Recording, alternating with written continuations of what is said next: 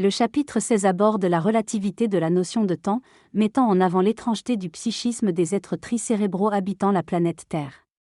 Ces êtres mesurent le temps en prenant une année comme unité de référence, définie par le mouvement de leur planète autour du Soleil. Ils divisent l'année en 12 mois, un mois en 30 jours, un jour en 24 heures, une heure en 60 minutes, et une minute en 60 secondes. Le temps est vu comme un ensemble de résultats des phénomènes cosmiques présents en un lieu donné. Contrairement aux autres phénomènes cosmiques, le temps n'a pas de signification objective car il n'est pas issu d'une fragmentation spécifique, mais il est indépendant et subjectif, unique dans l'univers. L'auteur parle de l'amour divin qui s'écoule de lui-même et s'identifie aux phénomènes cosmiques. Il évoque l'évaluation du temps par la science objective, basée sur des unités de base, et la perception du temps par toutes les formations cosmiques, grandes ou petites. Est donné d'une goutte d'eau comme représentation d'un monde indépendant où le temps s'écoule de la même manière que dans d'autres univers, à une échelle différente. Les êtres infinitésimaux dans ce microcosmos ressentent le temps et vivent des expériences, évoluant de la naissance à la destruction, dans des intervalles successifs. La notion de temps est subjective pour ces individus cosmiques, dépendant de leur propre présence. Le temps est perçu de manière subjective par une goutte d'eau. Est-ce objectivement par les êtres vivants en elle?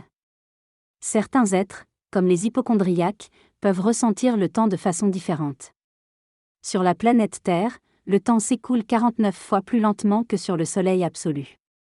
Une année terrienne équivaut à 389 années sur la planète Karata.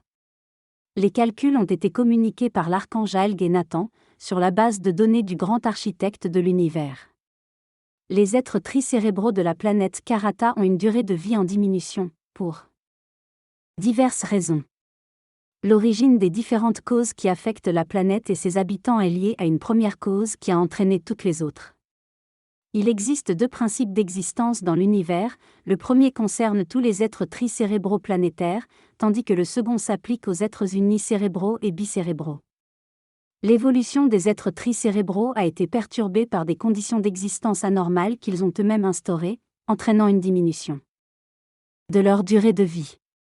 Ces conditions ont convergé vers un état chaotique sur la planète, expliquant en partie les calamités qui s'y déroulent. Pour comprendre plus en profondeur ces phénomènes, il est nécessaire d'étudier l'interaction entre ces différentes causes et leurs conséquences sur l'équilibre cosmique. La dure réalité de la vie de ces malheureux a été réduite par rapport à la longue durée normale d'existence fixée pour tous les êtres de l'univers. Malheureusement, ils ont perdu toute sensation et tout lien avec les phénomènes cosmiques qui se produisent sur leur planète. Malgré leur apparition il y a plusieurs dizaines d'années, ils ne comprennent pas ces phénomènes et n'ont aucune idée des vraies causes de leur situation.